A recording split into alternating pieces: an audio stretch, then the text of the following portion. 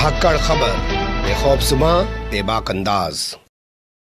धाकड़ खबर के news room से मैं आपके साथ हूं अकरम रईस खान। ये कोई बाबरी मस्जिद नहीं है, ये मस्जिद ही नहीं है, ये असल में हिंदुओं का राम मंदिर तोड़ के बनाई गई एक मस्जिद है जो कारनामा आक्रांता बाबर ने किया। इस बात को बार बार बोला गया, बताया गया कि ये असल में राम जन्मभूमि है। लोगों के दिमाग में बार बार कही गई ये बात सच की तरह बैठ गई और एक भीड़ आई, उसने मस्जिद को ढा दिया। और आज आप जानते हैं सुप्रीम कोर्ट के आदेश के बाद वहां पे मंदिर का निर्माण हो रहा है। यानी कि वो कहावत पूरी तरह चरितार्थ हो गई कि एक झूठ को बार बार बोलते रहिए, एक दिन बार बार बोला गया वो झूठ सच साबित हो जाएगा, लोगों को सच लगने लगेगा। लगता है अपनी इसी कामयाबी के बाद अब आरएसएस और बीजेपी ने अपने और बचे हुए प्रोपेगेंडा एजेंडा को आगे बढ़ाना शुरू कर दिया। जैसे आप जानते हैं सावरकर को वीर और महान बताने का जो सिलसिला है वो एक लंबे अरसे से, जब से सत्ता में बैठे हैं 7 साल से, तब से चल रहा है। या अगर लंबे तौर पे आप जाएंगे तो अटल बिहारी वाजपेयी को भी उसमें शामिल कर सकते हैं। तो उसी क्रम में अब सावरकर की शख्सियत पर एक किताब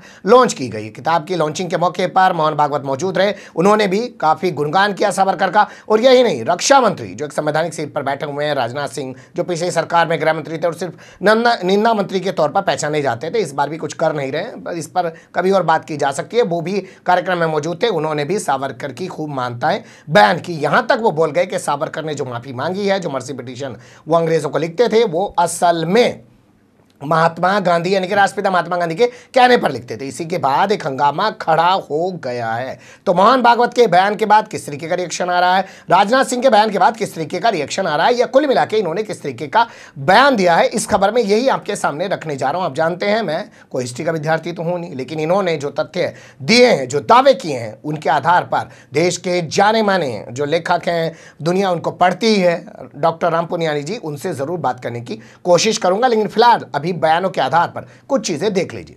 देखिए, कल दिल्ली के अंदर एक बड़ा काम किया गया। एक किताब जो है लाई गई, जिस किताब का नाम है the man who could prevented partition. ये सावरकर की शख्सियत को लेकर किताब लाई गई है, जिसमें बताया गया है कि वो कितने महान हैं। तो सबसे पहले सुन लीजिए मोहन भागवत यानी कि आरएसएस के प्रमुख की जबानी के सावरकर और संघ यानी कि आरएसएस और सावरकर जो है वो किस तरीके से आज़ादी के बाद निशाने पर लिए गए, उनको बदनाम करने की कोशिश की गई। और अब अगला जो टारगेट है वो है स्वामी विवेकानंद, स्वामी दयानंद सरस्वती, योगी अरविंद, इनको भी बदनाम करने की अब कोशिश की जाएगी। कि आज संघ और सावरकर पर बड़ी टीका टिप्पणी हो रही, लेकिन असली लक्ष्य दूसरा है। इसके बाद होंगे, नंबर लगेगा स्वामी विवेकानंद, स्वामी दयानंद सरस्वती, योगी अरविंद, इनका लगेगा। ये इन्होंने अपने संबोधन के शुरू में कहा। आप समझ सकते हैं, पहले विक्टिम कार्ड खेलेंगे, फिर उसके बाद हो सकता है इन्हीं का जो आईटी सेल है वही इन तमाम शख्सियतों को बदनाम करने के लिए कोई प्रोपेगेंडा लॉन्च कर दे और फिर ये कहे कि देखिए हिंदुओं के जो बड़े लोग हैं, जो बड़े पूर्वज हैं, उनको ऐसे बदनाम करने की कोशिश की जा रही है, फिर एक माहौल बनाए। ये पता ही है आपको, उत्तर प्रदेश में चुनाव है और उसी के चलते सब कुछ हो रहा है। और आप ये भी जानते हैं कि दशहरे पर जो है आरएसएस अपना स्थापना दिवस मनाता है और 100 साल उसके पूरे होने जा रहे हैं। 1925 में स्थापित हुआ था, 2024 में उसके 100वें साल शुरू हो जाएगा, उसका जश्न मनाना शुरू कर दिया जाएगा। ये तमाम उसी की तैयारियां हैं, लेकिन विक्टिम कार्ड खेलते हुए वो अपनी चीज़ों को आगे ले जाना चाहते हैं। जैसा मैंने बताया, अरे यहाँ राम का जन्म हुआ था, ये मंदिर तोड़ के मस्जिद बनाया गया। पहले लोगों के जज्बात में लाइए कि हम विक्टिम हैं, पीड़ित हैं, ये दबंग थे, इन्होंने आके मंदिर तोड़ दिया, मस्जिद बना दिया। अब हमारे हाथ में सत्ता है, हम लोग हिंदू राष्ट्र बनाना चाहते हैं, तो ऐसे कलंकों को मिटाना पड़ेगा। तो ये वो टैक्टिक्स हो सकती है। इसके अलावा अब आगे चलते हैं, राजनाथ सिंह को लेकर बात कर लेते हैं। राजनाथ सिंह ने सबसे पहले कहा कि जब तक शेर अपनी कहानी खुद बयान नहीं करता, तब तक शिकारी खुद को महान बताता रहता है। सुन लीजिए राजनाथ सिंह की जबानी। एक कहावत है कि जब तक शेर अपनी कहानी खुद नहीं कहता, तब तक शिकारी महान बना रहेगा। और वीर सावरकर भारत इतिहास के महानायक थे, हैं और भविष्य में भी वह महानायक रहेंगे। इसे कोई रोक नहीं सकता है।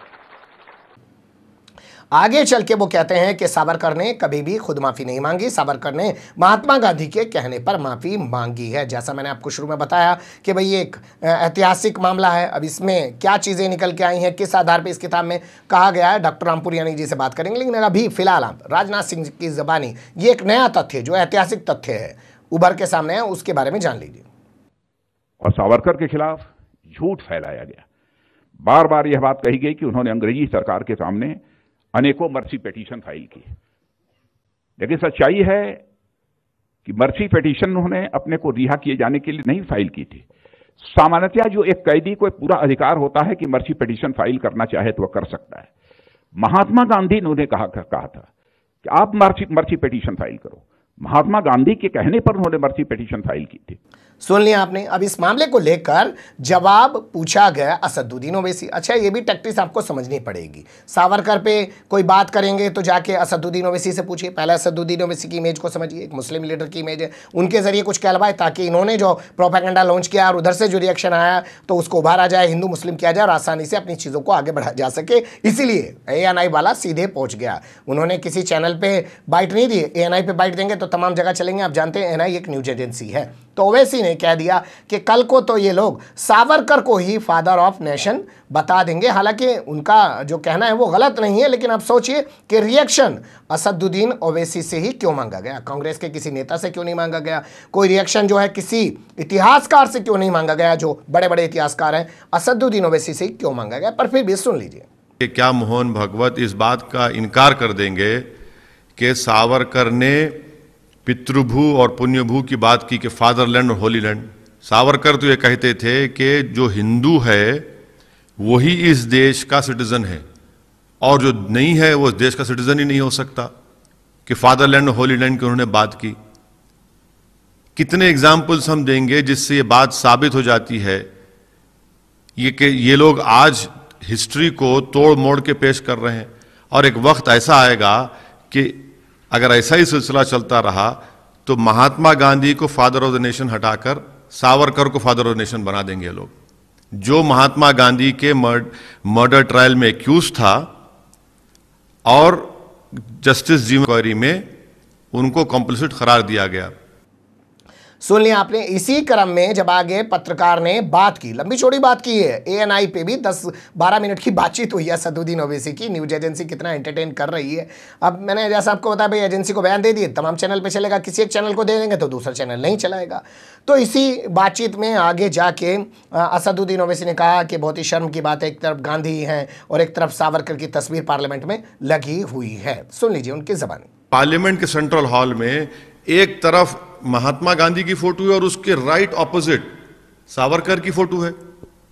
अब आपके जहन में सवाल ये पैदा होना चाहिए कि बात आखिर यहां क्यों आई। तो राजनाथ सिंह ने अपने संबोधन में असल में इसका जिक्र किया। कहा कि 2003 में जब पार्लियामेंट के अंदर जो है सावरकर की तस्वीर लगाई गई, उस वक्त सब लोगों ने बायकाट किया, कोई भी साथ खड़ा नहीं हुआ और ये लोग उनसे असल में चिढ़ते हैं। और पोर्ट ब्लेयर में भी उनके नाम पर जो कुछ किया गया उसको भी सरकार में आते ही मिटाने की कोशिश की गई। सुन लीजिए उनकी ज़बानी। मुझे याद है कि 2003 में भारत की संसद में एक वीर सावरकर के चित्र का अनावरण होना था।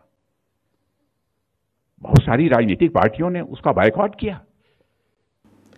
तो कुल मिला के बात यह है कि जैसे मैंने बताया कि राम जन्मभूमि है, यहाँ पे राम का जन्म हुआ था, यह कोई मस्जिद नहीं है, ये मंदिर तोड़ के मस्जिद बनाई गई है। लंबे मुसलसल एक जद्दोजहद के बाद, एक लंबे तौर पर चलाए गए झूठ के एक आंदोलन के बाद आखिर वो उस मस्जिद को ढा दिया गया और आज वहाँ सुप्रीम कोर्ट के आदेश पे मंदिर बन रहा है। और आने वाले टाइम में जब लोग जानेंगे तो इन सब बातों को भूल जाएंगे, वहाँ मंदिर खड़ा हुआ दिखाई देगा, उसी के आसपास तमाम चीज़ों को बात करेंगे। ऐसे ही सावरकर को जैसे जैसे महान बताया जा रहा है, लाल किले के अंदर एक म्यूजियम बना दिया गया, वहाँ पे उनकी महानता के गीत गाए गए हैं।